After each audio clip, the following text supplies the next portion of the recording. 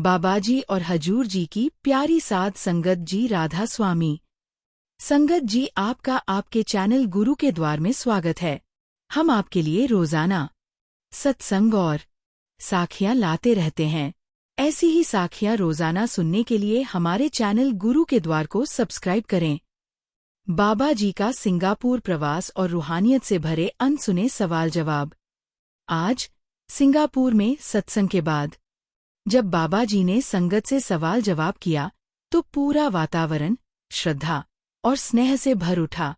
संगत ने दिल की गहराइयों से उठते हुए सवाल किए। बाबा जी ने अपने सौम्य, करुणामय और सहज शब्दों में जवाब दिए, जो न केवल शांति देने वाले थे बल्कि आत्मिकता को उजागर करते हैं। पहला सवाल, एक औरत ने पूछा, बाबा जी, शरीर अब साथ नहीं देता, क्या मालिक मुझे अभी अपनाएगा? बाबा जी धीरे से मुस्कुराकर, मालिक ने कभी शरीर नहीं देखा बेटा। अगर तेरा प्रेम देखा है, अगर दिल से पुकार है और मेहनत करोगी तो जरूर मालिक सुनेगा। उसके घर देर है अंधेर नहीं। दूसरा सवाल, एक युवक, बाबा जी, मैंने बहुत पाप किए हैं, क्या अभी माफी हो सकती है? बाबा जी, जिस पल सच्चा पछतावा होता है उसी पल मालिक माफ कर देता है। मालिक कभी हमें गिरने नहीं देता, वह हमेशा हमारे साथ रहता है। कमी है तो हमारे समझने की। अब फिर से मत गिरना, वो तेरा इंतजार कर रहा है। तीसरा सवाल, एक महिला, बाबा जी, क्यों हमारे साथ ही दुख होते हैं, बाकियों के साथ क्यों नहीं? बाबा जी, तेरे दुख को मालिक ने चुना है, क्योंकि उसे पता है कि तू सह सकेगी। ये भरोसे की बात है, सजा की नहीं। देखो बेटा, मालिक हमारे साथ है। जैसे जैसे आप भजन बंदगी करेंगी वैसे ही कर्मों का भुगतान आसानी से कर सकेंगी। चौथा सवाल, एक बच्चा भोलेपन से, बाबा जी, क्या आप मेरी नानी को ऊपर जाकर मिल सकते हो? बाबा जी धीरे मुस्कुराते हुए, हाँ बेटा, वहाँ भी मालिक है और वहाँ की संगत भी। और अगर तू अच्छा बच्चा बना तो एक दिन फिर मिलन जरूर होगा। पांचवा सवाल, एक किशोर, बाबा जी, अगर सब कुछ लिखा हुआ है तो कोशिश क्यों करें?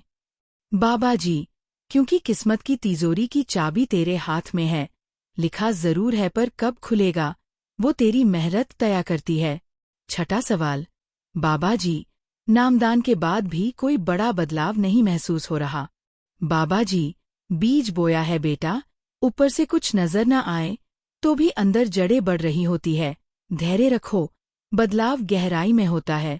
सातवां सवाल, युवती ने पूछा, ध्यान में मन इधर उधर भटकता है, क्या मेरी कोशिश अधूरी है?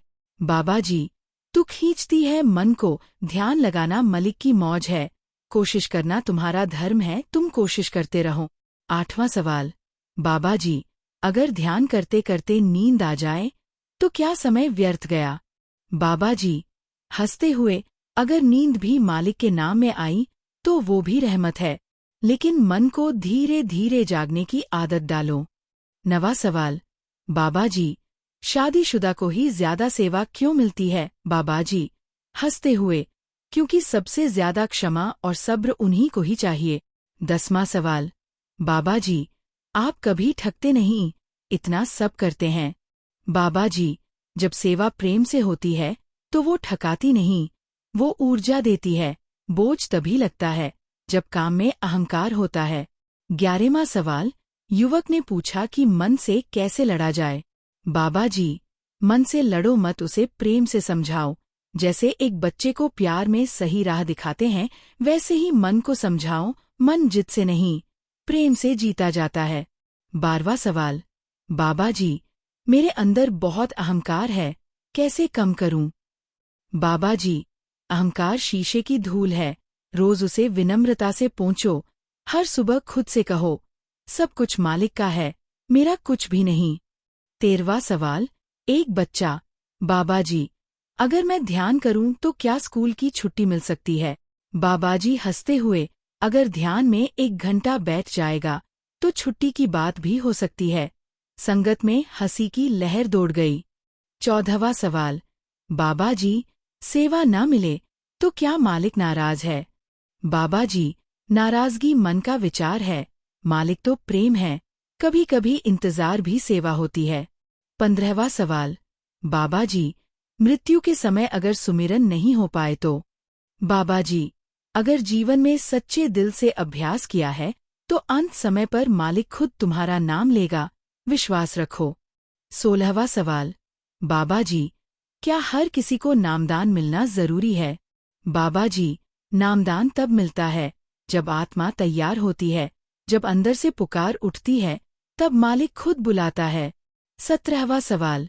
बाबा जी, मोह और प्रेम में क्या फर्क है? बाबा जी, मोह बांधता है, प्रेम आजाद करता है। जहाँ स्वार्थ ना हो, समर्पण हो, वहाँ प्रेम खिलता है। सवाल। युवती ने पूछा, बाबा जी, ध्यान में रोना क्यों आ जाता है? बाबा जी, क्योंकि आत्मा अपने घर की याद में रोती है, ये आंसू मालिक की गोदी को महसूस करने के हैं। 19वां सवाल।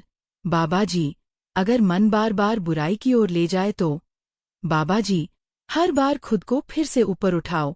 जैसे बच्चा बार बार गिरता है पर चलना सीखता है, वैसे ही मन को बार बार उठाओ। 20वां सवाल। बाबा जी, क्या सेवा जरूरी है अगर मैं भजन कर रहा हूँ? बाबा जी, सेवा और भक्ति दोनों पंख है, एक से उड़ान अधूरी है। सेवा से मन झुकता है, भजन से आत्मा उठती है। 21वां सवाल। बाबा जी, नाम लेते हुए भी शांति क्यों नहीं मिलती? बाबा जी, क्योंकि विश्वास अभी अधूरा है। जब मालिक पर पूरी तरह छोड़ दोगे, तब नाम तुम्हें थाम लेगा। सवाल। बाबा जी, क्या असली प्रेम सिर्फ मालिक से हो सकता है? बाबा जी, हाँ, क्योंकि मालिक का प्रेम शुद्ध, निस्वार्थ और अनंत होता है। दुनिया का प्रेम सीमित है। सवाल। बाबा जी, अगर मन में आपके लिए भी कभी सवाल उठ जाए तो? बाबा जी, तो पूछो बेटा, मैं भागने वाला नहीं, लेकिन सवाल शुद्ध हो। 24वां सवाल। बाबा जी, कभी लगता है कुछ भी नहीं बचा? बाबा जी, क्योंकि मालिक तुम्हें खाली कर रहा है, ताकि फिर खुद से भर सके। जब कुछ नहीं बचता, तब मालिक सबसे पास होता है। 25वां सवाल। बाबा जी, क्या आपने मुझे पहचान लिया? बाबा जी, भावुक स्वर में, तू तो मेरी ही थी, बस खुद को भूल गई थी। अब तुझे खुद को याद दिलाने आया हूँ। बाबा जी, सेवा करते हुए थकावट क्यों महसूस होती है? बाबा जी, अगर सेवा में स्वार्थ जुड़ गया हो, तो थकावट होती है। प्रेम से की गई सेवा स्फूर्ति देती है। सवाल। बाबा जी, मन भजन से दूर भागता है, क्या मैं कमजोर हूँ? बाबा जी, कमजोर नहीं, बस अभ्यास में एक डील है। ध्यान अभ्यास से मजबूत होता है, क्योंकि मन की आदत लगी हुई है। धीरे धीरे संगत का रंग चढ़ेगा, बस डटे रहो। 29वां सवाल। बाबा जी, आप मेरे सपने में क्यों नहीं आते? बाबा जी, हंसकर, क्योंकि तू अब तक गहरी नींद में सोता है। जब ध्यान में जागेगा, तब मैं तेरे पास ही दिखूंगा। 30वां सवाल। बाबा जी, कब लगेगा कि मैं मालिक को जान गया? बाबा जी, जब खुद को भूल जाएगा, तभी मालिक को पाएगा।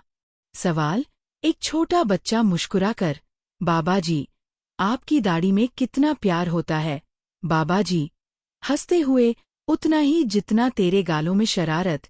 बस फर्क ये है कि मेरी दाढ़ी चुप रहती है और तेरी शरारतें सब बोल देती है।